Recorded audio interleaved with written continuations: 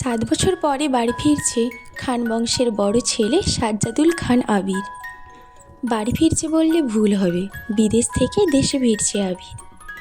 এই 7 বছরে খান বাড়িতে ঘটে গেছে অনেক ঘটনা, যার সাথে সশরীরে যুক্ত নেই আবির, তবে আত্মিকভাবে প্রতিটি ঘটনায় জড়িয়ে আছে সে। আবিরের বাবা চাচা 3 জন। আবিরের বাবা সবার বড়, নাম আলী আহমদ খান। তানভীরের বাবা মেজো, নাম মোজাম্মেল খান। ছোট চাচ্চুর নাম ইকবাল খান। আবির তার বাবা মায়ের একমাত্র ছেলে। মেজো চাচা মানে মোজাম্মেল খানের এক ছেলে এক মেয়ে। ছেলের নাম তানভীর খান, মেয়ের নাম মাহদিবা খান মেঘ।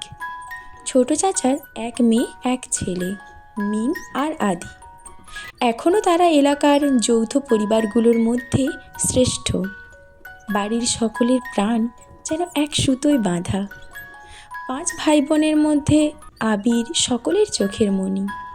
আবিরের জন্মের পর তার বাবা মা দ্বিতীয় সন্তান নেওয়ার চিন্তা করেননি। এইচএসসি পর্যন্ত সে বাড়িতেই ছিল সবার নয়নের মণি। আবিরের চাঞ্চল্যে মেতে থাকতো খানবাড়ি। আচমকা যেন পরিবেশটা পাল্টে গিয়েছিল। 18 বছর বয়সে আবিরের হঠাৎ করে স্কলারশিপে বিদেশে পড়তে যাওয়া বাড়ির সকলের সাথে শারীরিকভাবে যেমন দূরত্ব বেড়েছিল, তেমনি দূরত্ব বেড়েছে মানসিকতার। 7 বছর পূর্বের আবিরের সাথে বর্তমান আবিরের আকাশ পাতাল পার্থক্য। দেখেও যেন চেনার উপায় নেই। 6 ফুট লম্বা ছেলেটা, গায়ের রং শ্যামলা, গাল ভর্তি চাপদাড়ি, চুলের স্টাইল কোনো নায়কের থেকে কম না। তার ফ্যাশন আর লুকে যে কোনো মেয়ে এক দেখাতেই প্রেমে পড়তে বাধ্য। প্লেনে বসে আবির অবলীলায় ভেবে যাচ্ছে অতীতে ফেলে আসা স্মৃতিগুলো। সেই চাঞ্চল্যকর মুহূর্তগুলো এখন শুধুই স্মৃতির পাতায়। মাকে রেখে এসেছিল সেই যৌবনের প্রথম দিকে, যখন তার বয়স ছিল 18। সেই সময়ে মাই ছিল তার একমাত্র বন্ধু। আজ সে 24 বছরের যুবক। এতগুলো বছরের একটা দিনও বাদ যায়নি যে মায়ের সাথে ফোনে কথা বলেনি সে। বাড়ির সকলের সাথেই মোটামুটি কথা বলার চেষ্টা করেছে। ছোটবেলার স্মৃতিগুলো ভাবতে ভাবতে নিজের দেশে পৌঁছে গিয়েছে আবির। এয়ারপোর্টে আবিরের বাবা আলী আহমেদ খান আর তানভীর দাঁড়িয়ে আছে। তানভীর সম্পর্কে তার চাচাতো ভাই, আর বয়সে 2 বছরের ছোট, কিন্তু দুজন দুজনের বেস্ট ফ্রেন্ড আর কলিজার বন্ধু। তানভীর আবিরকে দেখেই দৌড়ে এসে জড়িয়ে ধরল। এই 7 বছরে একবারের জন্য বাড়ি ফেরেনি আবির, তবে প্রতিনিয়ত কথা হয় আবির তানভীরের। আবির তার আব্বুকে সালাম করে জড়িয়ে ধরে, তারপর বাড়ি ফিরে 3 জন। বাড়িতে যেন হই হই রই রই ব্যাপার। হবে নাই বা কেন, বাড়ির বড় ছেলে এত বছর পর বাড়ি ফিরছে। রান্নাঘরে বাহারি রকমের রান্নার ধুম পড়েছেন মা চাচিদের। হঠাৎ দরজায় আবিরকে দেখে সবার মধ্যে হইচই শুরু হয়ে গেছে। আবিরের আম্মু দৌড়ে এসে জড়িয়ে ধরলেন ছেলেকে। আবেগাপ্লুত হয়ে মাকে জড়িয়ে ধরল আবির। মমতাময়ী মাকে সেই 7 বছর আগে ছুঁয়েছিল, আজ এত বছর পর মায়ের ছোঁয়া পেল আবির। মা চাচিদের সালাম করল। সোফায় বসিয়ে ছেলেকে একের পর এক শরবত নাস্তা দিতে ব্যস্ত সবাই। এরই মধ্যে উদয় হলো মিম আর আদির। মিমের বয়স 14 বছর, তার ছোট ভাই আদির বয়স মাত্র 10 বছর। আদি এই বাড়ির সবচেয়ে ছোট। আবির যখন দেশ ছেড়েছিল তখন আদির 3 বছর হয়েছে মাত্র। ভিডিও কলে দেখতে দেখতে ভাইকে সে একটু একটু চিনে। দৌড়ে এসে জড়িয়ে ধরছে ভাইকে। আবিরও জড়িয়ে ধরেছে আদিকে। মিম ও আবিরের পাশে বসেছে, খোশ গল্প করছে সবাই মিলে।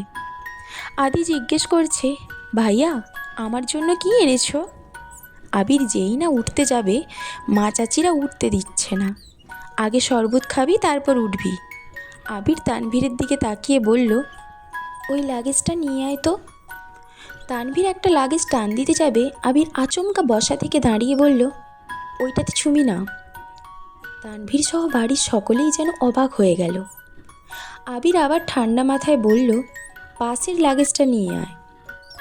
তানভীরও তার কথা মতো লাগেজটা নিয়ে আসলো। লাগেজ খুলে যে যার মতো জিনিস বের করছে আর জিজ্ঞেস করছে এটা কার ওইটা কার। আবির শরবত খেতে খেতে উত্তর করছে। আদির জন্য বিদেশি দামি দামি খেলনা, মিমের জন্য ড্রেস, কসমেটিক বক্স, মা কাকিদের জন্য অনেক গিফট, তানবীরের জন্য মোবাইল, একটা ল্যাপটপ, অন্যান্য গিফট। আলাদা আর একটা ল্যাপটপ আছে। মিম জিজ্ঞেস করছে, ভাইয়া এই ল্যাপটপটা কি তোমার? আবির উত্তর দেয়, না এটা মেঘের। মেঘের মা হালিমা খান জিজ্ঞেস করলেন, মেঘের ল্যাপটপ কি দরকার বাবা?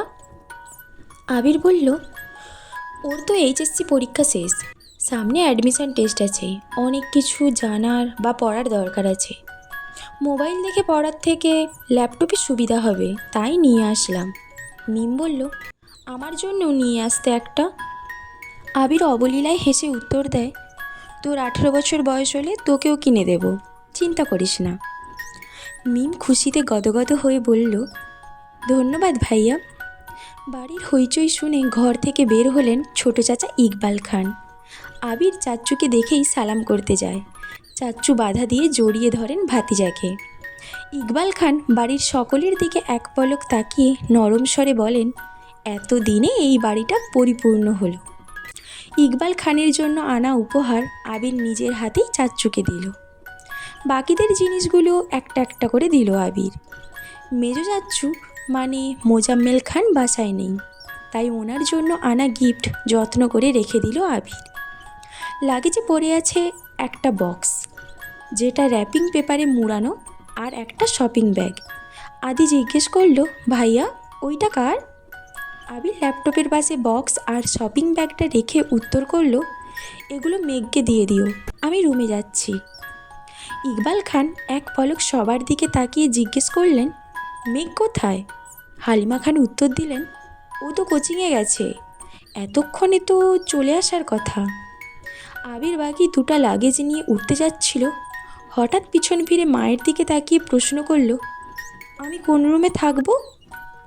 ছেলের এমন প্রশ্নের জন্য মা মালিয়া খান হতভম্ব হয়ে পড়লেন।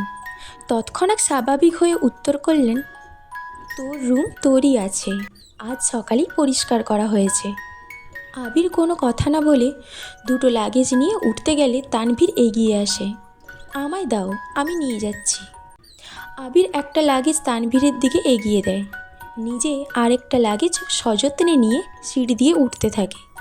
ততক্ষণে দরজায় এসে উপস্থিত হয় এই বাড়ির বড় মেয়ে মাহদিবা খান মেঘ। মিম মেঘকে দেখে দৌড়ে এসে বলে, আপু আপু, আবির ভাইয়া এসেছে। মেঘ সিঁড়ির দিকে তাকায়। লম্বা স্বাস্থ্যবান সুপুরুষ দেহী একজন হাতে লাগেজ নিয়ে সিঁড়ি দিয়ে উঠছে, শুধু পিছনটা দেখা যাচ্ছে।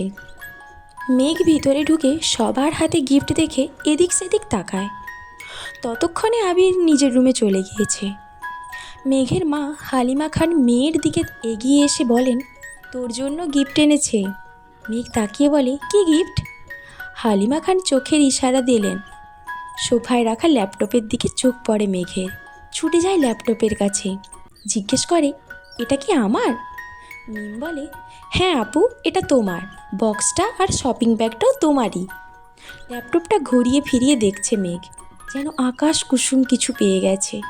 তারপর শপিং ব্যাগটা একটু খুলে দেখলো দুটো ড্রেস মনে হচ্ছে। সে ল্যাপটপ আর বক্সগুলো নিয়ে রুমের দিকে চলে যাচ্ছে।